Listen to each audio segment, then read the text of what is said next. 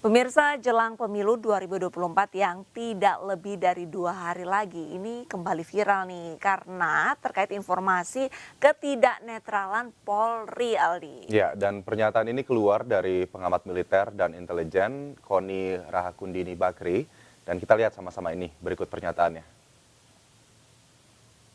Saya teringat beberapa hari yang lalu ini saya selalu dihubungi bintang 1, bintang 2 polisi. Saya tuh jarang ngajar di polisi, Pak, karena saya ngajarnya di Sesko kan. Tapi di Sesko tuh selalu ada polisi. Di Sesko AL, AD, AO. Mantan-mantan murid saya ini sekarang udah pada bintang-bintang minta ketemu. Kalimatnya sederhana, Pak Ken. Mereka marah. Karena contoh waktu presiden datang dengan dia dihadang oleh PDIP kalau nggak salah ya.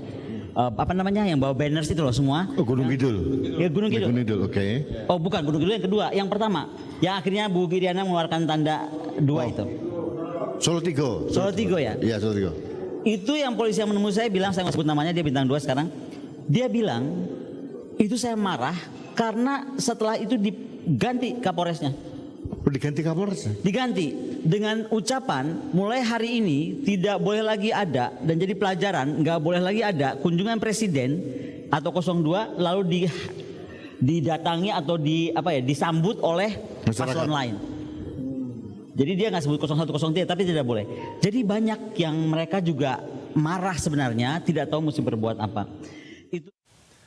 Baik, pemilu 2024 ini tinggal 2 hari lagi pemirsa, namun memang masih banyak ya beredar informasi terkait kecurangan-kecurangan dari aparat penegak hukum.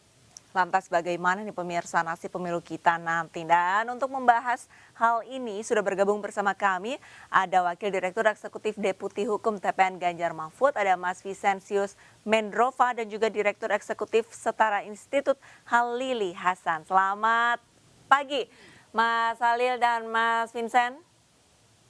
Selamat pagi Mbak Alista dan Mas Aldi. Oke, Baik. ini Bapak-Bapak pemirsa mungkin kita disclaimer dulu ya. Aldi, Mbak Lista. Selamat pagi. Pagi Mas. Mas Halil. Oke. Sebelum kita mulai ini dialog karena pada saat ini kita sudah masuk masa tenang kampanye pemilu Ya. 2024. Kita ingin pemilu nanti tetap berjalan dengan damai, masa tenang ini tidak terganggu, namun kita juga butuh membahas terkait dengan dugaan ya. dugaan kecurangan yang terjadi pada saat pelaksanaan proses pemilu nanti. Oke, kita ke Mas Vincent terlebih dahulu. Mas Vincent, ini video viral dari Bu Koni ini sempat menghenyakkan nih netizen. Kalau misalkan menurut Anda, apakah keterangan dari Bu Koni ini bisa divalidasi atau memang sebenarnya ya sudah jadi rahasia umum adanya dugaan kecurangan itu? Ya, jadi kalau menurut kami dari tim pemenangan nasional Ganjar Mahfud, tentu apa yang disampaikan oleh Ibu Koni ini menjadi perhatian kita bersama ya. Ini menjadi konsen kita bersama. Saya pikir ini bukan hanya persoalan TPN Ganjar Mahfud, tapi ini menjadi perhatian kita bersama sebagai warga negara Indonesia yang baik. Tentu apa yang disampaikan oleh Ibu Koni ini menjadi catatan penting dalam proses pemilu di 2024. Tentu banyak sekali kritikan, saran, catatan masyarakat yang berkaitan dengan soal netralitas. Misalnya apa yang pernah disampaikan oleh, saya kasih contoh misalnya apa yang pernah disampaikan oleh Saudara Aiman Wicaksono, itu sudah jauh-jauh hari sebelum statement dari Ibu Koni ini. Itu Saudara Aiman Wicaksono sudah menyampaikan itu tanggal 11 November 2023, di mana mengingatkan institusi Polri untuk tetap pada sikap netralitas gitu ya. Jadi apa yang sudah menjadi viral ini sebetulnya ini menjadi kegaduhan, bukan kegaduhan ya, tetapi ini menjadi kegelisahan kira-kira begitu sebagian besar masyarakat. Karena bagaimanapun institusi Polri ini adalah institusi milik rakyat, milik publik yang seharusnya bertanggung jawab kepada negara ya, dan bertanggung jawab kepada rakyat. Bagaimana institusi Polri bisa hadir di tengah-tengah masyarakat tanpa adanya keperpihakan. Jadi apa yang disampaikan oleh Ibu Koni ini tentu semakin membuat kita gelisah, namun tetap kita berharap bahwa apa yang disampaikan ini juga bisa diklarifikasi ya, bisa divalidasi ya, Ya. apakah itu betul. Tetapi kalau kita lihat dari rentetan-rentetan, misalnya kejadian di Jawa Tengah misalnya, ini kan ada bentuk upaya dari teman-teman Polri meminta testimoni atau meminta video testimoni kepada rektor-rektor misalnya. Iya. Meskipun disampaikan bahwa itu bentuk calling system, tetapi saya pikir tugas dan fungsi Polri tidak fokus di situ, gitu ya, untuk meminta testimoni rektor misalnya. Nah, sehingga dari rangkaian ini membuat masyarakat bertanya-tanya terus, apakah statement dari saudara Aiman Wicaksono misalnya ini apakah itu benar atau tidak, kira-kira begitu kan? Oke. Ya. Karena ini ada serangkaian kejadian yang memberikan satu opini di tengah-tengah masyarakat bahwa institusi Polri mungkin oknumnya Diduga ada oknum ya. patut diduga ada yang melakukan perbuatan-perbuatan atau yang sifatnya tidak Baik. netral. Nah, Baik. harapannya tentu kita berharap ini tidak terjadi, kira-kira begitu. Baik, Mas Vincent, saya ke Mas Halili. Mas Halili, ini kan ada beberapa temuan ya dari Setara Institut juga terkait dengan isu ketidaknetralan ini. Mungkin bisa dijabarkan sedikit begitu, termasuk juga poin-poin yang sudah disanggah atau dibantah oleh Polri dalam hal ini. Baik, terima kasih Mas Aldi, Mbak Alista. Saya kira betul bahwa Setara Institut itu tergabung dalam sebuah koalisi NGO yang bernama singkat ya, Koalisi NGO untuk keadilan pemilu. Kami bersama dengan Imparsial, bersama dengan Kontras, Sentra Inisiatif, KPPOD, Yayasan Inklusif, itu melakukan pemantauan sejak bulan Mei ya sampai kemarin tanggal 5 Februari. Data yang sudah kami verifikasi, kami sudah akumulasikan, itu memang menunjukkan bahwa terjadi kecurangan yang bahkan kami menyebutnya bukan hanya kecurangan. Apa? Kalau kecurangan Mas? itu terlalu enteng ya. Kecurangan itu kan lebih sering kalau di studi-studi tentang pemilu itu sering disebut sebagai electoral malpractices, electoral maladministration, atau electoral fraud. Tapi kalau kami lihat data 3 bulan terakhir, memang kami akhirnya menyebutkan bahwa yang sedang berlangsung ini bukan sekadar kecurangan, tetapi sudah bisa kita sebut sebagai kejahatan pemilu ya. Kejahatan pemilu, baik.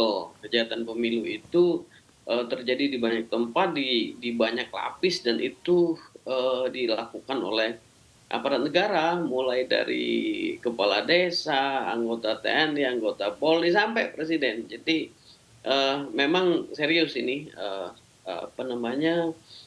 kejahatan pemilu, atau kalau menggunakan bahasa umum adalah soal kecurangan, atau yang kita harapkan mengenai misalnya netralitas aparatur negara, itu dalam banyak konteks di data kami itu menunjukkan justru sebaliknya. Oke. Ada mobilisasi resources negara besar-besaran, baik human resources gitu ya, manusianya, atau program dan anggarannya. Itu problematik saya kira. Oke. Minimal di kami yang sudah kami rilis beberapa waktu yang lalu. Baik. Ada sekitar 121 kasus besar ya Oke. dalam 3 bulan terakhir, dan itu mengalami lonjakan Dalam 3 hampir bulan terakhir 300%. mengalami lonjakan adanya dugaan-dugaan kecurangan itu. Saya juga sebetulnya Hampir pengen 300% bertanya juga nih Mas Halili terkait dengan kecurangan yang terjadi ini. Ini adalah instruksi yang sistematik atau memang dilakukan hanya oknum saja? Tapi ditahan dulu ya.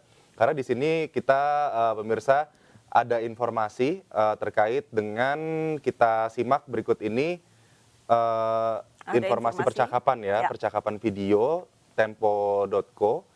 Ada isu bahwa posisi setelah dimutasi diisi oleh pejabat yang diduga terafiliasi kelompok dari Solo, Jawa Tengah. Macam gerakan pembersihan. Sebenarnya bagus dong, mungkin ada dugaan pejabat-pejabat yang dianggap tidak netral terus kemudian dirotasi karena ketidaknetralannya. Ya kan? Pertanyaannya apakah kemudian mereka ini benar-benar menempatkan pejabat yang netral atau malah menguntungkan calon yang lain? Gimana tuh? Nah, justru itu Pram.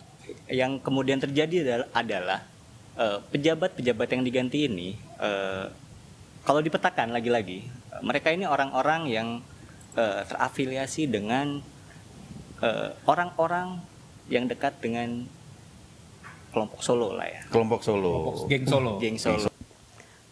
Mas Vincentius tadi mendengarkan nggak kutipan dari potongan video tadi? Dari bocor halus. Dari gitu bocor kan ya? halus itu. Dengar. Oke, lantas tanggapannya nih Mas Vincentius mengenai isu kelompok Solo yang menggantikan mereka yang Yang dimutasi. Ya, tentu mutasi-mutasi di internal Polri itu tentu kewenangannya Pak Kapolri ya. Kita menghargai itu, hanya saja menjadi catatan kita bahwa mutasi-mutasi itu mudah-mudahan itu didasari pada proses-proses yang benar, bukan pada proses-proses yang tadi yang disampaikan oleh teman-teman jurnalis Tempo ya. Ini menjadi satu kelompok atau istilah geng Solo ini. Harapan kita bahwa Polri selalu kita sampaikan, dimanapun kita sampaikan bahwa kita berharap Polri tetap pada posisi netral. Tetap mengingat sumpah Tribartanya, sumpah Catur Prasetyanya, supaya dalam menyikapi pemilu 2024 ini, kepercayaan publik kepada Polri mestinya ini bisa terjaga, kira-kira begitu. Jadi kalau itu pun terjadi seperti yang dilakukan penelusuran oleh teman-teman jurnalis Tempo, nah tentu dari kita dari TPN kita sangat sayangkan ya, kita sangat sayangkan dan kita makin khawatir karena kalau itu benar maka tidak lagi terjadi fair play ya dalam pemilu kita ini gitu. Jadi apa yang selalu disuarakan oleh publik, yang kemarin sudah disuarakan oleh Civitas Akademika, mahasiswa, civil society, dan lain-lain itu, ini sudah menjadi kegelisahan bersama, dan saya pikir semestinya dengan menyikapi itu teman-teman dari institusi Polri ini harus bisa menunjukkan dirinya bahwa Polri berada pada sikap netral. Tapi kalau kemudian kita melihat dengan berbagai peristiwa ini, pertanyaannya kita percaya kepada siapa lagi kan begitu. Iya. Nah ini kalau ini terjadi kita percaya kepada siapa lagi? Kalau sudah betul ya, kalau betul ya apa yang disampaikan itu, ya ini berbahaya untuk Republik ini gitu. Termasuk juga nanti kepercayaan masyarakat ya terkait menjelang pemilu. Mas Halili, ini kalau misalnya melihat tadi cuplikan potongan wawancara yang dilakukan, kelompok Solo dalam tanda kutip ini yang dimaksud siapa Mas? Apakah temuan yang sama juga ditemukan oleh Setara Institut? Ya, begini Mas Aldi dan Walista, saya kira sulit untuk membantah gitu ya bahwa ada semacam koneksi ya antara satu jejaring aparat di satu misalnya TNI, Polri gitu ya, bukan hanya dengan presiden tapi juga presiden dengan beberapa, misalnya kita sebut PJ gitu ya, itu saya kira koneksi aktor yang sangat berpengaruh terhadap apa yang sedang berlangsung yang dicemaskan publik, soal kecurangan, soal fairness, soal justice, electoral justice itu gitu ya. Kalau kita kaitkan ini dengan apa yang dikatakan oleh Mas Aldin Mbak Alista sebelum kita tadi mendengarkan cuplikan video dari Tempo, itu soal apakah ini insidental, sporadis, atau ini sistematis. Kesimpulan kami ini sistematis. Nah, ini suatu yang sebenarnya dirancang sedemikian rupa dan melibatkan struktur pemerintahan negara dalam konteks ini. Sulit untuk mengatakan misalnya penentuan PJ, kemudian bahkan tadi yang disebut penentuan Kapolres gitu, itu tidak berkaitan dengan apa yang sedang berlangsung hari ini itu sulit untuk membantah bahwa ada keterkaitan antara itu semua, sehingga ini situasi yang harus kita hadapi bersama bahwa at the end memang harus rakyat yang memberikan koreksi, melakukan kontrol bahwa resources negara itu tidak boleh digunakan untuk pemenangan kandidat tertentu, karena kalau itu terjadi tentu bukan saja legitimasi, bukan hanya kredibilitas dari penyelenggaraan pemilu yang disoal, tapi pada ujungnya kita mesti katakan bahwa pemilu sebagai instrumen tertinggi demokrasi prosedural itu sudah direbut oleh sekelompok orang gitu ya, untuk kemudian balik pada situasi yang sama sekali berbeda dengan demokrasi. Itu yang oleh begitu banyak scholars disebut sebagai authoritarian turn, jalur putar balik menuju otoritarianisme. Itu yang kita tidak inginkan. Makanya publik saya kira ya saya yakin mereka cerdas gitu ya. Data-data itu menunjukkan bahwa kecurangan itu masif, sistematis, terstruktur, tetapi satu hal yang mau kita bilang adalah pada akhirnya rakyatlah yang akan menjadi penentu ya bagaimana ujung dari hajatan elektoral yang dia harus kita tempatkan sebagai arena paling demokratis untuk kita semua agar demokrasi tetap pada rel yang semestinya dan bisa kita selamatkan dari unsur-unsur demagog, orang-orang yang menggunakan demokrasi untuk melawan demokrasi. Itu yang di dalam begitu banyak studi disebut. Jadi memang harus sama-sama masyarakat mengawal gitu ya, mengawal kalau misalnya melihat ada oknum. Tapi sebetulnya kita juga ingin kemudian mengetahui dari Setara itu sendiri bentuk-bentuk keterlibatan, ketidaknetralan oknum ya, oknum aparat ini ada di sisi mana saja. Dan ini kan masuk masa tenang, kemudian nanti akan ada pemilu 2024, hari hanya 14 Februari. Apa yang harus kita waspadai nanti? Baik, sebenarnya begini, kalau kita lihat trennya kan, kalau sepanjang yang berkaitan dengan topik kita pagi ini ya, soal netralitas Polri ya, itu secara umum kan ada mobilisasi tentu saja, tetapi yang paling kita cemaskan adalah intimidasi ya. Intimidasi itu terjadi di banyak tempat saya kira. Begitu banyak misalnya pemilih atau yang mereka menjadi responden atas bahkan ya proses yang selama ini kita soal misalnya survei-survei, mereka terintimidasi ya. Intimidasi misalnya, intimidasi soal kalau mereka tidak mendukung kandidat tertentu, kemudian listnya di penerima bansos itu akan disoal. Itu bentuk-bentuk intimidasi, itu yang sifatnya terselubung. Ada misalnya pemanggilan aparatur desa gitu ya, yang kemudian akan disoal penggunaan dana desanya tahun kemarin. Itu seakan-akan seperti penggunaan instrumen hukum untuk menekan mereka, tapi sungguhnya yang paling kasat mata kita bisa lihat adalah ini intimidasi terselubung. You boleh bermasalah, tapi kalau you berada di pihak ini, berada di pihak tertentu, you akan selamat. Tapi sebaliknya, kalau you tidak berada di pihak tertentu, ya kita akan menggunakan instrumen hukum yang tersedia untuk melakukan pemeriksaan. Kira-kira seperti itulah yang terjadi di desa itu kan dana desa.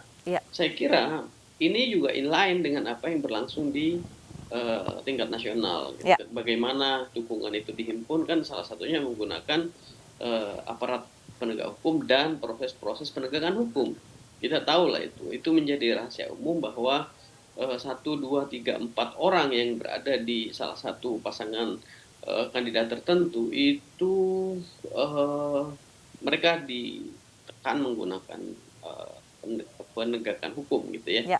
Mereka digeledah untuk kemudian lalu ya setelah bergabung selesai urusan. Banyaklah yang saya kira sekali 2 kali para politisi itu dipanggil bahkan menggunakan proses di KPK ya untuk kemudian membalikkan dukungan menjadi berkumpul di kelompok yang didukung oleh preferensi politik pemerintah presiden dalam hal ini. Ini soal-soal yang menurut saya pada akhirnya akan mengundang publik untuk terlibat ya. Kalau di level elit barangkali ini bisa bekerja dengan sangat baik, tapi kami tidak terlalu yakin bahwa ini akan bekerja di level publik, karena banyak kok publik yang sudah mengekspresikan misalnya ya sikap muak terhadap kecurangan yang berlangsung sedemikian rupa, politisasi kebijakan negara, misalnya politisasi bansos, itu banyak publik yang juga sudah mempersoalkan itu gitu ya, dan pada akhirnya ini akan mengajak kita semua untuk memastikan bahwa pencoblosan tanggal 14 itu tidak semakin dinodai oleh Kecurangan. perilaku-perilaku yang bertentangan dengan demokrasi, yang itu melanggar asas keadilan, kejujuran dalam penyelenggaraan pemilu di pencoblosan di 14 Februari Baik. 2024. Saya kira begitu. Baik, Mas Halil. Mungkin terakhir ke Mas Vincent, ini tadi sebelumnya sempat dikatakan sama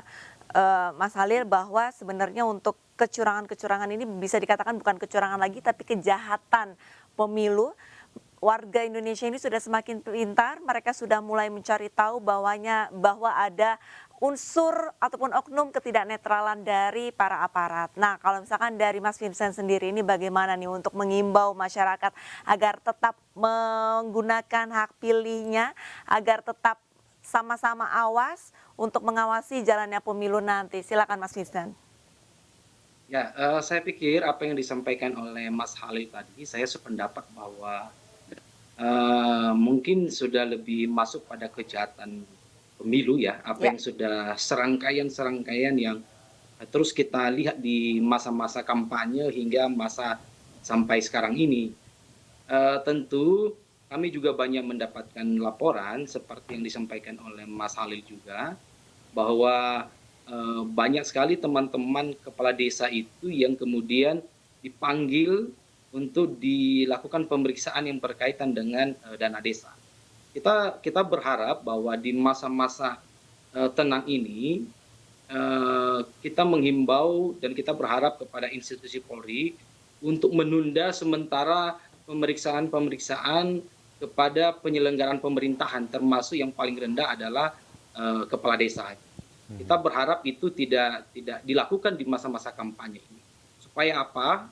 Supaya ini situasi masa tenang ini situasi yang kondusif. Tidak ada upaya-upaya yang dirasakan oleh penyelenggaraan atau pemerintahan desa merasa ada bentuk intimidasi. Kita berharap itu jangan sampai terjadi. Itu yang pertama. Yang kedua, tentu dalam situasi masa tenang ini kita berharap masyarakat meskipun dengan upaya-upaya yang kita rasakan ada bentuk-bentuk intimidasi ya, dan serangkaian dugaan ketidaknetralan, kita berharap kepada masyarakat tetap menggunakan hak pilihnya. Ya, jangan takut, jangan khawatir ya. Jaga suara kita, jaga TPS, fotokan, videokan gitu ya. Dan kalau memang ada kecurangan, ya itu perlu disuarakan, jangan takut gitu ya. Jadi kita juga mendorong kepada masyarakat supaya masyarakat turut serta dalam mengawal proses pemilu di 14 Februari di 2024 ini. Setuju nih memang ketiga, masyarakat ya. Tetap ya, dan yang terakhir dan yang ketiga kita tetap mengingatkan ini tidak hanya kepada institusi Polri, tapi kepada penyelenggaraan pemilu. Kita berharap kepada penyelenggaraan pemilu tetap netral ya. Kemudian kita mengingatkan juga yang berkaitan dengan aplikasi-aplikasi yang digunakan ya, seperti aplikasi Sirekap itu, ini bisa terjamin hasilnya dan terjamin fungsinya. Karena kita juga banyak mendapatkan informasi bahwa dalam beberapa simulasi ada simulasi yang hasilnya tidak sesuai dalam aplikasi-aplikasi yang ada di dalam KPU. Jadi kita juga berharap kepada penyelenggaraan pemilu ini selain menjaga netralitas juga harus betul-betul menjaga perhitungan dan aplikasi yang digunakan supaya suara masyarakat ini terjaga sampai nanti pada perhitungan yang real. Baik. Artinya kita sama-sama kawal bersama begitu, tidak hanya aparat saja, petugas Bawaslu ataupun KPU, tapi juga masyarakat ya bergerak bersama-sama untuk menjaga logika hati nuraninya agar pesta demokrasi ini yang seyogyanya kita laksanakan dengan gembira karena pesta ya. Karena Jadi pesta. benar-benar gembira dan dilaksanakan dengan tanpa curiga. Oke. Tanpa gitu ada ya. kecurangan Tanpa ya. ada kecurangan. Terima Baik. kasih Setuju, Mas setuju, Vincent, setuju. Mas Halili atas waktunya di Terima kasih masa tenang ini. banyak. Selamat pagi, salam sehat Terima kasih. Bapak-Bapak.